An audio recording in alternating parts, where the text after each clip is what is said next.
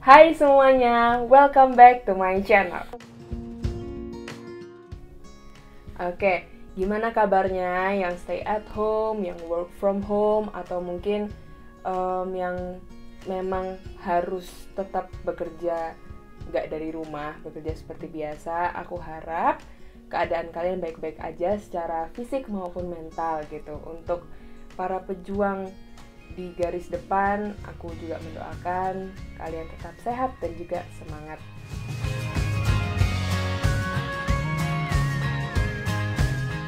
Pandemi ini sangat mempengaruhi kehidupan kita gitu. Ada berbagai aspek yang dipengaruhi, ekonomi, pendidikan, semuanya lah banyak gitu. Belum lagi yang belanja mingguan misalnya keluar semuanya pakai masker, itu kayak udah ada rasa was-was, takut, nggak sejahtera, cemas dan lain-lain gitu. Kalau kalian udah mulai merasakan cemas, lalu ya pokoknya nggak sejahtera karena pandemi ini, aku akan sharing sebuah artikel yang mudah-mudahan bisa menenangkan kita gitu, at least memberikan bekal untuk kita bisa menghadapi situasi ini dengan lebih sejahtera gitu.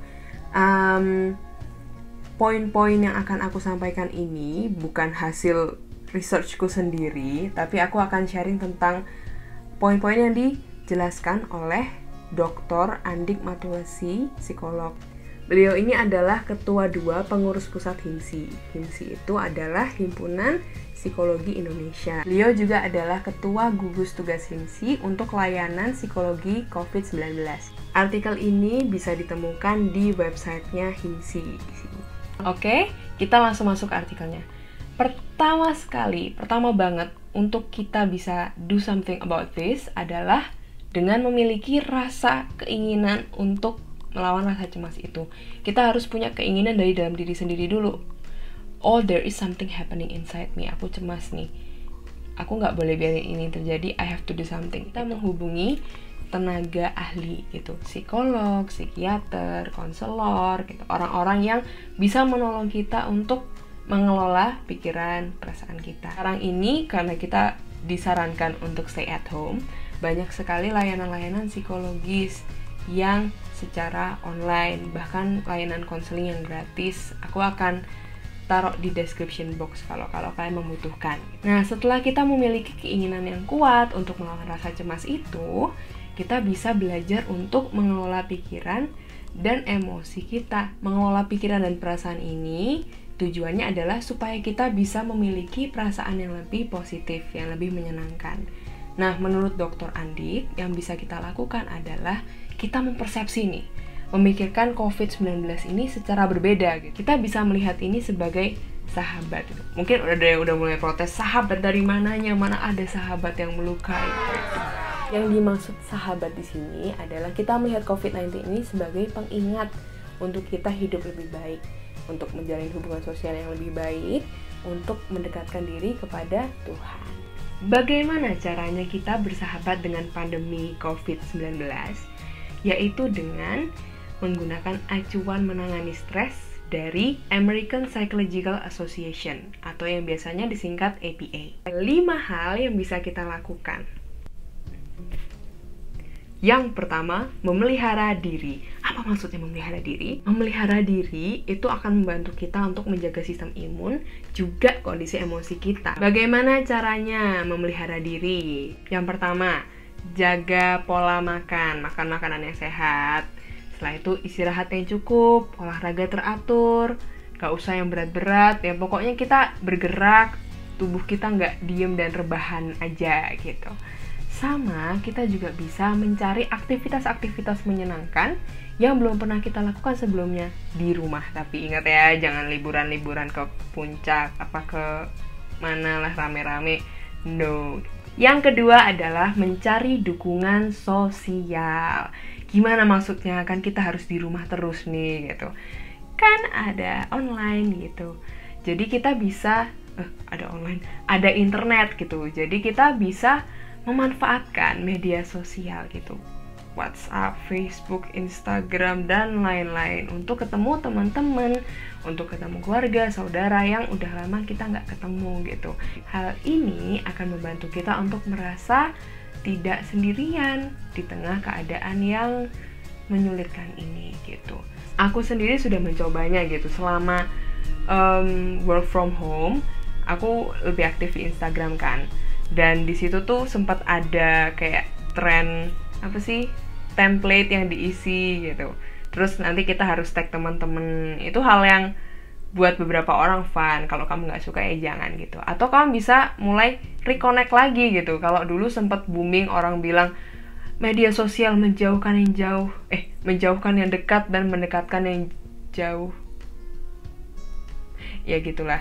Nah, ini sekarang waktunya media sosial itu justru bisa mendekatkan kita sama orang-orang yang ya karena kita emang nggak bisa ketemu langsung gitu ya.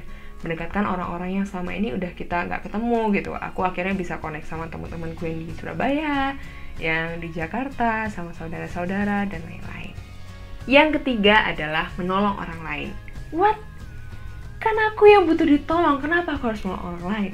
Dampak pandemi COVID-19 ini nggak cuma kita loh yang ngalamin, tapi orang-orang di sekitar kita juga gitu. Ketika kita menolong orang lain, misalnya tetangga atau orang-orang yang kita tahu, oh kekurangan bahan pangan ini misalnya. Kayak di gerejaku ada yang bagi-bagi makanan gitu.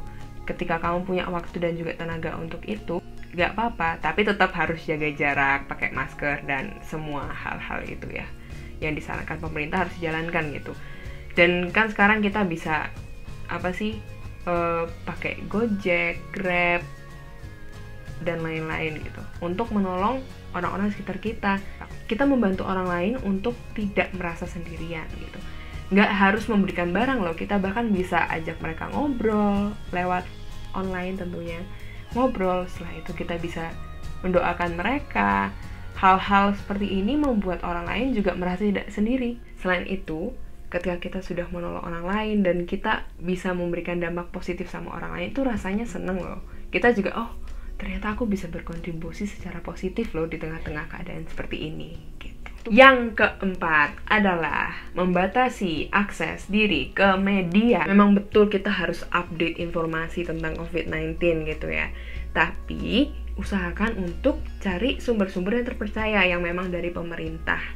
Karena seringkali hoax-hoax yang beredar di media, di internet gitu, dan banyak banget loh ya hoaxnya itu malah membuat kita semakin cemas dan akhirnya overthink dan lain-lain. Mendingan kita cari informasi yang emang udah jelas gitu. Kalau ada misalnya informasi dari grup WA dan lain-lain, terus ini benar nggak sih, cari konfirmasi di Google, tulis aja ini hoax atau bukan. Yang kelima, ini yang aku paling suka juga, adalah fokus pada hal-hal yang bisa kita kendalikan. Kadang-kadang ada orang-orang tuh bikin gemes gitu ya, udah disuruh jaga jarak fisik, bukannya jaga jarak, malah bikin kita jengkel-jengkel sendiri. Apa yang orang lain lakukan itu seringkali kita nggak bisa kontrol, menurut artikel ini gitu ya, dan aku setuju juga sih gitu. Jadi yang kita bisa lakukan adalah jaga diri kita sendiri. Ketika ada orang misalnya yang tidak melakukan anjuran pemerintah, ya udah kita tetap jaga diri kita sendiri gitu. Ya harus pakai masker, kita jaga jarak dan lain-lain. Selain itu, ini juga sesuatu yang emang aku terapkan gitu sih. Seringkali kita nggak bisa mengontrol keadaan gitu. Kita nggak ngerti masa depan nanti kayak gimana, kita nggak tahu perkembangan seperti apa. Itu di luar kontrol kita. We are human gitu. Kita cuma manusia yang nggak bisa ngontrol hal-hal kayak gini gitu. Kita bisa berusaha, tapi tetap yang akan menentukan ke depan seperti apa itu aku percaya ya Tuhan gitu. Jadi lakukan aja apa yang bisa kita lakukan, jaga kesehatan kita, tadi poin 1-4, dan yang kita nggak bisa kontrol serahkan pada Tuhan. Ini adalah saat-saat yang sangat baik untuk kita bisa evaluasi, spend time lebih untuk berdoa, beribadah. Jadi itulah 5 langkah mudah yang bisa kita lakukan untuk bersahabat dengan COVID-19. Yang pertama, memelihara diri. Kedua, mencari dukungan sosial. Ketiga, menolong orang lain. 4, membatasi akses media. Yang kelima, fokus pada hal-hal yang bisa kita kontrol. Nah, hal-hal ini sebenarnya nggak hanya kita bisa terapkan untuk COVID-19, tapi hampir segala hal yang menekan kita, yang membuat kita cemas, yang membuat kita stres. Kalau misalnya sudah dicoba tapi tetap cemas, kalian bisa cari bantuan psikolog, psikiater, konselor, banyak layanan-layanan yang diberikan selama pandemi ini berlangsung gitu. Aku taruh juga di bawah link-link untuk layanan konsultasi online. Oke? See you in the next video. Have a blessed day. Jangan lupa untuk stay healthy, pakai masker, jaga jarak, semua itu cuci tangan dengan sabun. Tetap sehat, stay at home. Aku harap video ini bisa berguna untuk kita semua. Bye!